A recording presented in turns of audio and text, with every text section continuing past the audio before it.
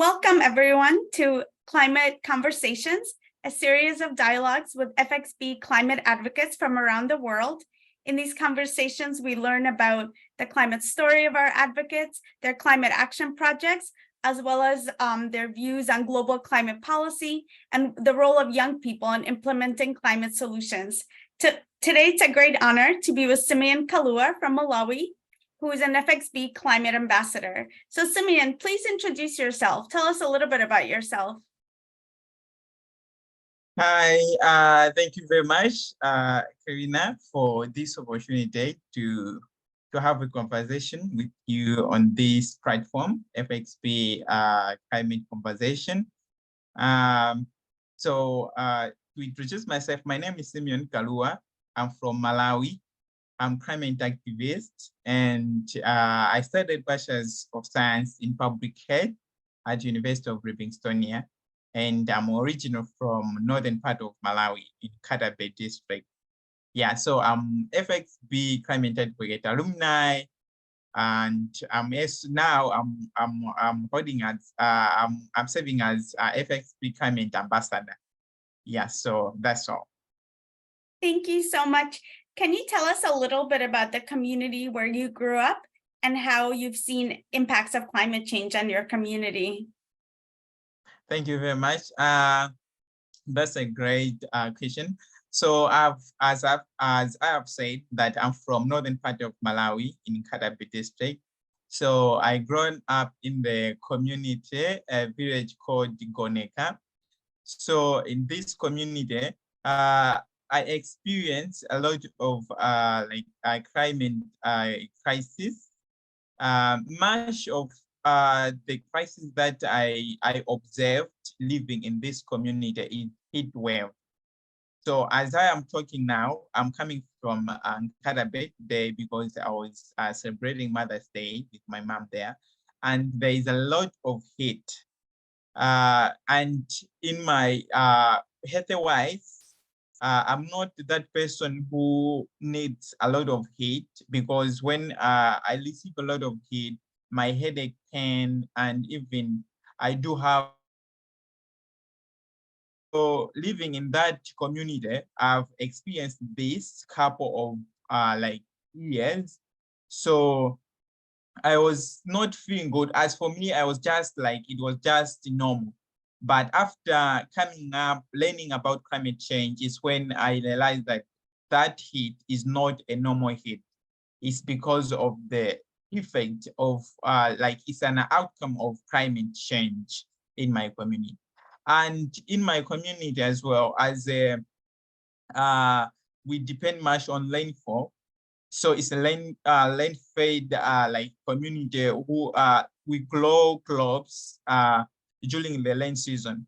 So we do, because of the heat wave, there is dry spells in some of the year, like 2022, we had dry spell, whereby in Malawi we normally receive rains in early November, but at that time we didn't receive rain in 2022.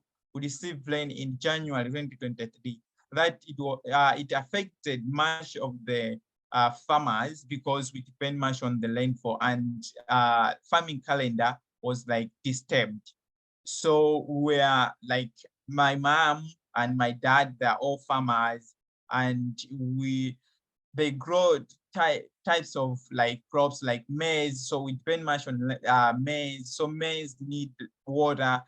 So we were confused. So the harvest season of 2023, it was not that good. So we didn't harvest good because we harvest crops in April. Maize we harvest in April. So this year we haven't have a lot of like food. So we are stranded, and that's what like I can say on how my community is being affected by climate change. Thank you so much. Yeah, we hear stories of extreme heat, not enough rainfall, that those are pretty devastating impacts that really impact people's livelihoods and are really difficult to adapt to. Growing up, did you learn about climate change, or when exactly did you become passionate about this issue?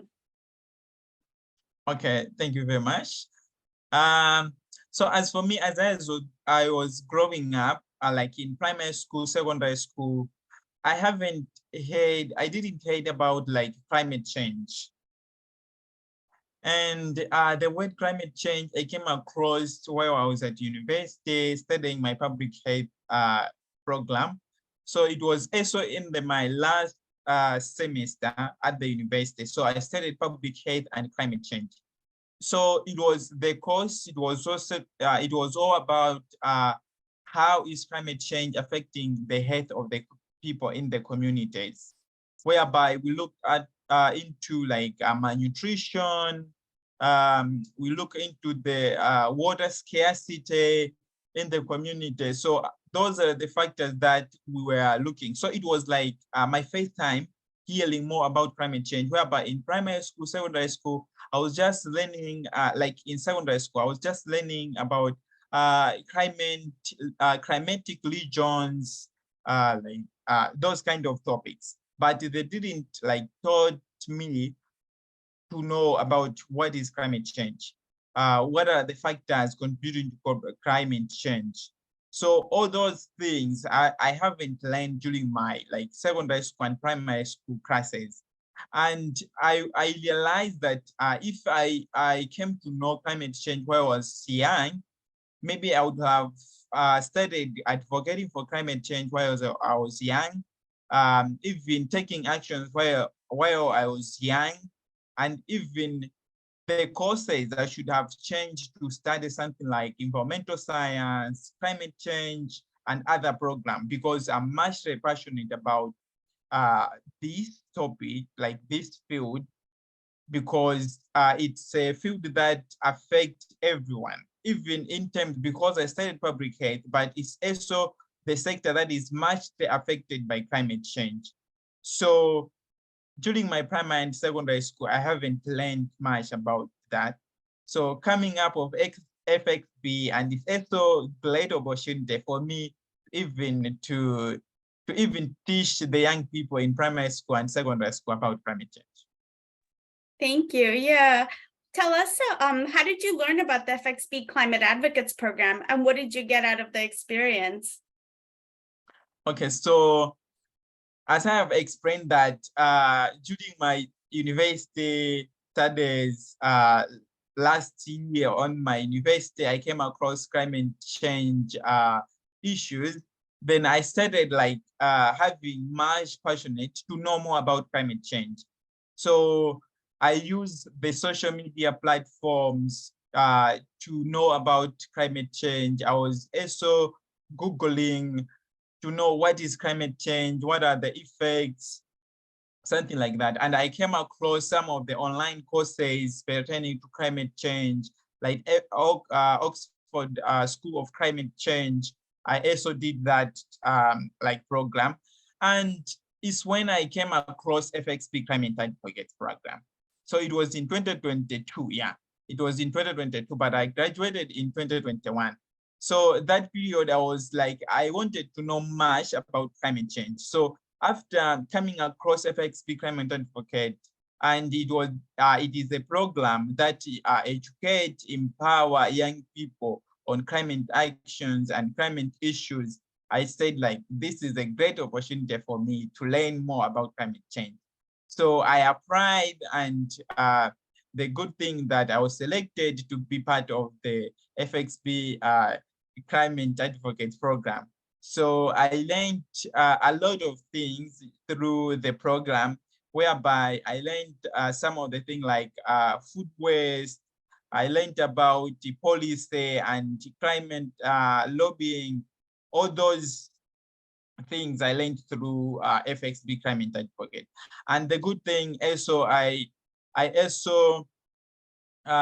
implemented my project, permaculture gardening, and I also came across my mentor, Shalon. So FXB Climate Advocate program has impacted me a lot, because there is a lot of things that I have gained through FXB Climate Advocate, that even today I cannot even forget FXB Climate program.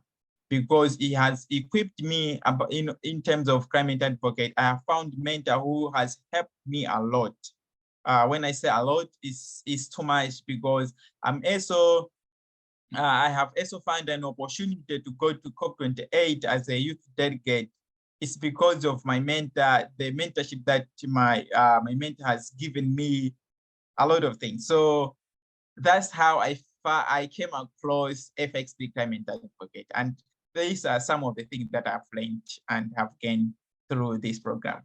Thank you so much, Simeon. Can you describe a little bit more in detail your climate action project?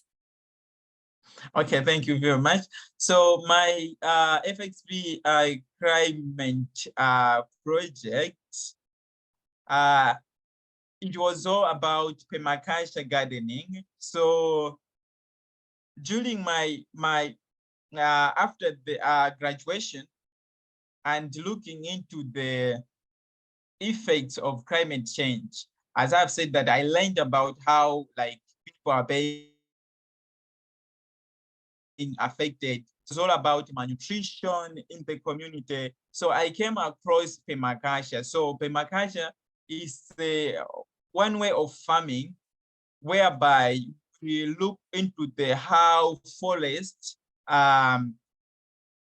take care of itself, and it grows without someone like protecting it or giving anything to it, but it takes care by itself, whereby there is a lot of plants that are being grown in the forest, whereby other plants, they are like supporters, other plants are diggers, some of the plants are there for protection.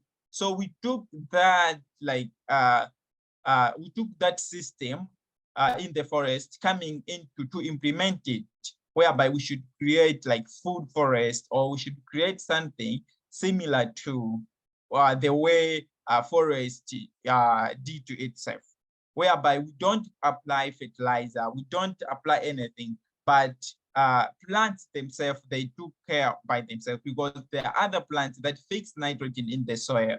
The leaves that fall from the trees, they do make like compost, natural compost by themselves. So I started like permaculture gardening course.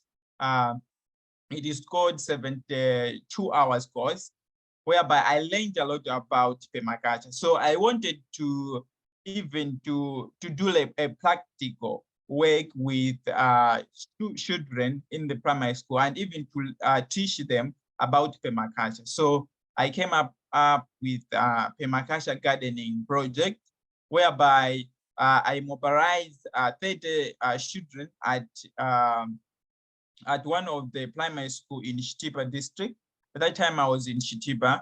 So I mobilized those students, and we had like sessions to teach them about permaculture. What is permaculture? What are the ethics of permaculture? What are the principles of permaculture? How to make compost manure? How to make like permaculture guild beds? So all those things we learned, I taught them. And after the sessions, after having the training with them, now we went on the ground to implement, whereby we constructed, we built like permaculture garden, whereby we planted, every student had her or his own bed, whereby that bed, we called it a permaculture guild bed. So guild is like, guild is a bed that has a lot of like plants to be planted on the bed.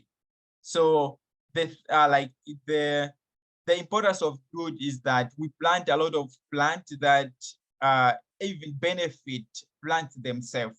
Like the way I've said that the plants themselves, they fix nitrogen, and other plants, they act as protectors from the pests, and other plants act as diggers, so that the soil should be well ventilated with water and even air.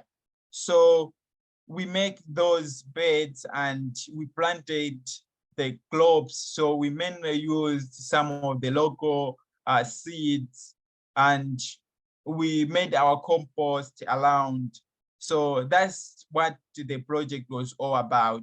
And it was very good project because after a month, we started harvesting from the garden. And the good thing that the school that I implemented the project, the children, they do eat there. So the plant that the vegetable that we were harvesting, we were also eating at the school at the same time. So it was very great project for me and even the community itself. And we also used the garden for agriculture practicals, whereby children were coming to learn in the garden through the project that we implemented. Yeah. It's so powerful to work with younger children, right? And planting the seeds in their brains and their hearts for passion for the environment and climate change and environmental protection. What a great project. So you mentioned that you'll be attending COP28. Can you tell us a little bit about the opportunity? As well as I know that you'll be studying in Norway or going to Norway for 5 months. Can you tell us about that opportunity as well? Okay, thank you very much. So through my climate activism work, like climate advocate, so I was much curious to be engaged or to be part of the change. So I was looking for the place where I can even advocate and speak out, voice out about the climate issues or things that we are facing as Malawi as a country, most vulnerable countries, I can say so. So I came across the opportunity of COP28 Youth International Youth Delegate. So I applied for that with the help from my mentor, and she helped me a lot on that. And I got the opportunity whereby I'll be representing Malawi at COP28 as a delegate, youth delegate. So my focus earlier much on this program is to hear deliberations and the processes pertaining to loss and damage, because as you know that this year Malawi experienced Cyclone Fred, so a lot of things were damaged and loads were damaged, and we lost a lot of people. 300 plus people were lost. We lost them due to Cyclone Fred. So I'll bring these concerns to the global leaders so that we should have adaptation funds or climate finances for us to adapt to these climate crises. So that's that I will be focusing at COP28. So I'll hear deliberations, discussions, and even involved in some of the negotiations, because we are learning how to negotiate and to participate in the discussions. So on my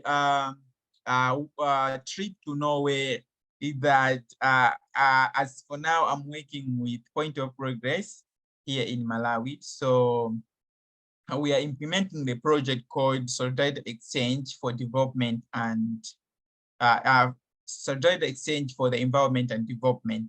So this is the exchange program that recruits young people from Malawi and Norway, whereby they came together and learn from each other on issues pertaining to climate justice in the theme of agriculture, gender, and youth participation. So here in Malawi, we go into different paths whereby we learn how does climate change affect how does climate change affect different agriculture farms here in Malawi. As last week, we went to Mashinga, one of the districts in southern part of Malawi that was very affected much with Cyclone Fred. So we observe and see the impacts of climate change. So we also do climate education in universities and even secondary schools. So in January, we'll be going to Norway as well, whereby you'll be interacting with politicians, giving them like facts about how climate change is affecting Malawi in general. So we'll be recommending some of the change that, because Norway is one of the countries in the global north that is producing a lot of fossil fuels. So we'll be demanding them to stop producing fossil fuels because they have a huge impact on the vulnerable countries like Malawi. So that's the project all about. Congratulations. Those both sound like an incredible opportunities. So when it comes to COP28, you said the focus will be on loss and damage. Can you tell us a little bit about what is loss and damage for anyone who's watching who is not familiar? Okay, thank you very much. So loss and damage, in a simple term, is that I can say, maybe I can describe so that maybe someone who does not know should get it very clearly and in a simple term. So as we say that climate change is having a lot of like effects on the human. So the effects of the climate change is a loss and damage. So loss is the thing that climate change is causing us. For example, we lost people due to the climate change. So that's loss. People are being killed due to, for example, drought, hunger, because of the floods. Like here in Malawi, we lost 300 plus people. And even we lost culture due to climate change. People, they do move displaced from one place to another, like places. So where they do go, they lost their culture because they go into other communities that they also have their own culture. So they adapt to that culture. They tend to lose their own culture. So in terms of damage, we talk about the physical things now. Things like roads, things like the infrastructures that are being damaged because of climate change. For example, floods. They do, like here in Malawi, roads were damaged, bridges were damaged, classrooms, hospitals were damaged. So these are some of the effects that the climate change has brought on our lives and even on our communities. So we demand, like the way I'll be going to the COP28, I'll be demanding for climate finance, so that because we have, like here in Malawi, we are not capable to maintain our damages that the climate change has caused very quickly. That's why we are demanding for the climate finance, so that we should adapt and we should maintain the damages that the climate change has caused on our communities. So in a simple term, that's it, loss and damage. Yeah, thank you. That's really important for people to understand. And then for the program, that's the exchange program with Norway, you mentioned climate justice. What is climate justice and what does it mean to you specifically? Okay, thank you very much. So as for me, simple climate justice, I think I can say is a fair treatment when it comes to climate change issues, because I have talked about the global north and global south. So global north is the countries in global north, they are much responsible for causing climate change. It's because they are the ones that they produce a lot of fossil fuels rather than global south. So when we say about climate justice, there should be a fair treatment, because they should be responsible for them, treating us like people from the global south in the same way, because we need the funds to adapt to climate change. They make a lot of money through selling those fossil fuels, but we are the ones who are very much affected by climate change. So for them, they should be like responsible for fixing the damage that they are like causing out there. So the justice As for me, I think, as for me, the climate justice, I can say it's like global north, they should stop producing fossil fuels. So that's climate justice for me. They should stop producing fossil fuels because it's the main main activity that is producing a lot of greenhouse gases in the atmosphere, causing climate change. So for us to be, there should be like justice in terms of climate change. They should stop so that the climate should be in the good state. They should be in the normal state so that we should not experience that. So they should not produce because we are not producing it. Yeah.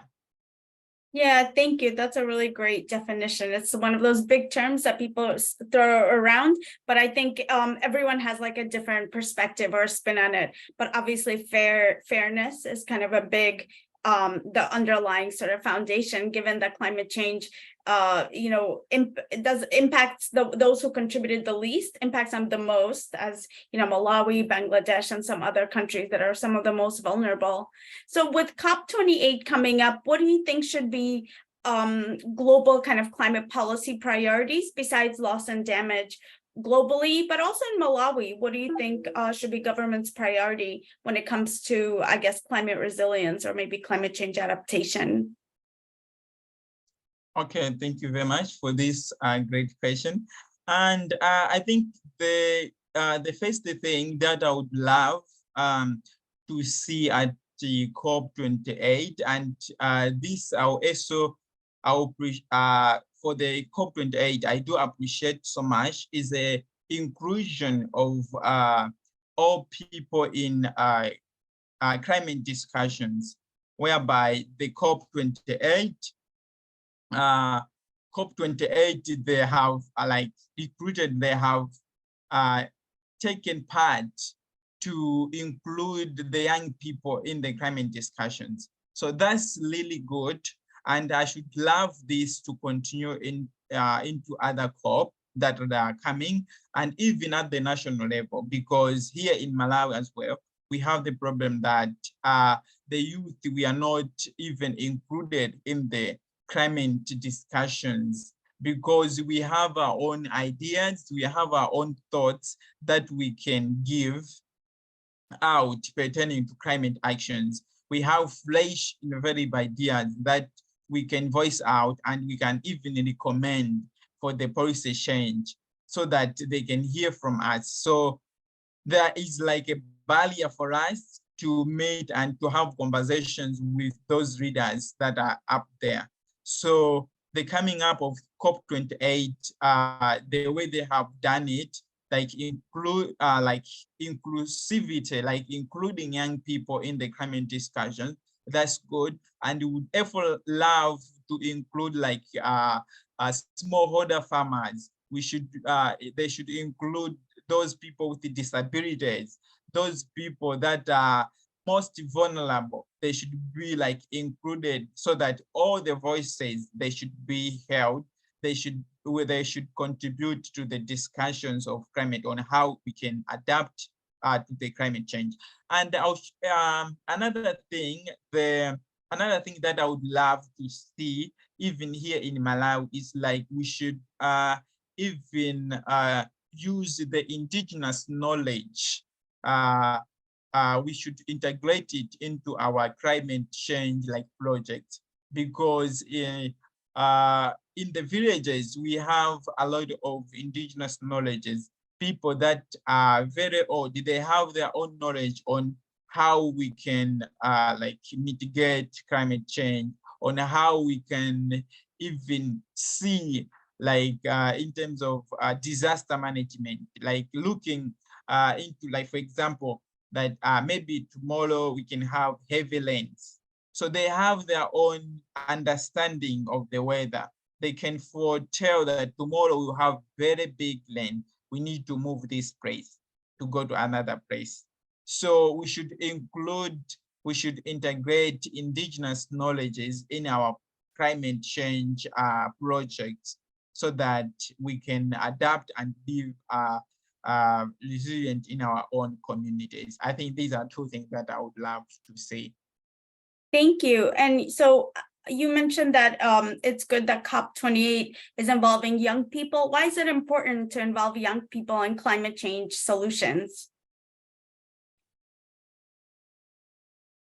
Okay, thank you very much. So as I have said that young people, we have a lot of ideas, and young people, the world leaders, they say we are the leaders of tomorrow. So the importance of involving us in the climate change discussions is that we will give the ideas that we have. When they say, maybe we need this action, maybe we need this policy, for us, because we have the fresh knowledge, we have fresh ideas, would suggest that, oh, okay, as for our generation, I think this thing will not work. I think, why can we take this path so that we should like take in the good way? Because we have idea, because now as you can see, the generation of now is very different with the generation that was back then. So the people that are in there, like in power, they have their own way of thinking. And as for this generation, young people, we have our own way of thinking. So if those two kind of thinking comes together, I think we can make great thing. Because as for us to be thinking about the future, on how can we adapt in the future in terms of maybe bringing the technology that we can adapt or make the better place for future and even our own generation, because we are thinking about our children, our grandchildren in the future. Because if we don't take action now, the people that will be much affected are the people we are talking about, our children, and we are talking about grandchildren, whereby the people that are in the power now, they're just thinking of today. So involving young people will have will broaden the discussions pertaining to climate change actions. And even us being in the tables of climate discussions as young people, we can also even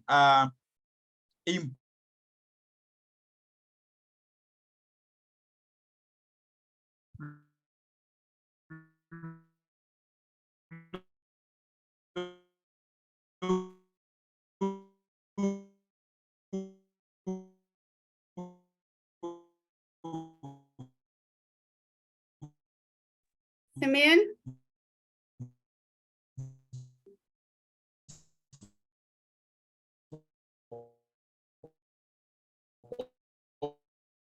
Simeon?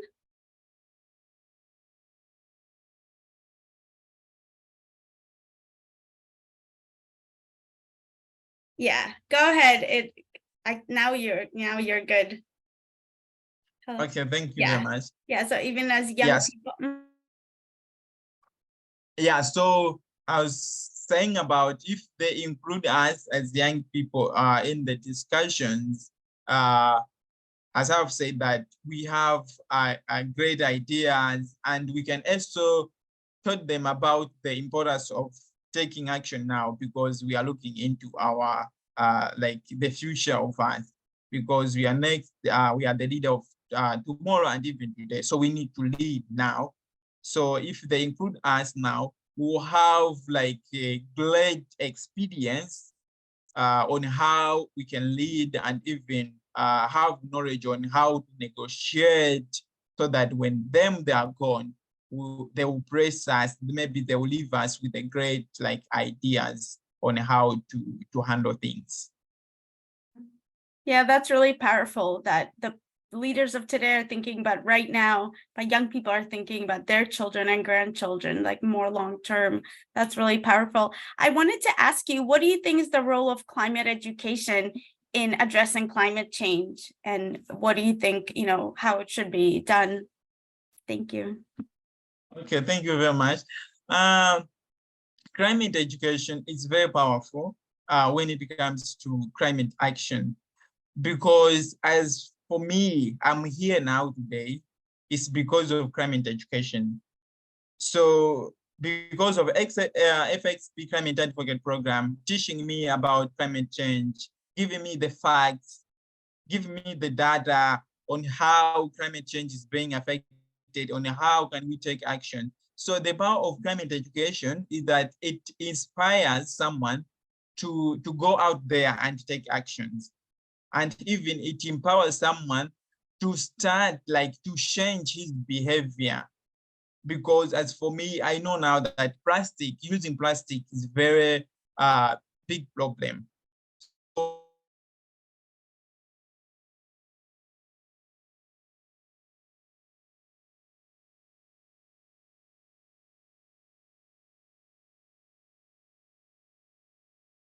it's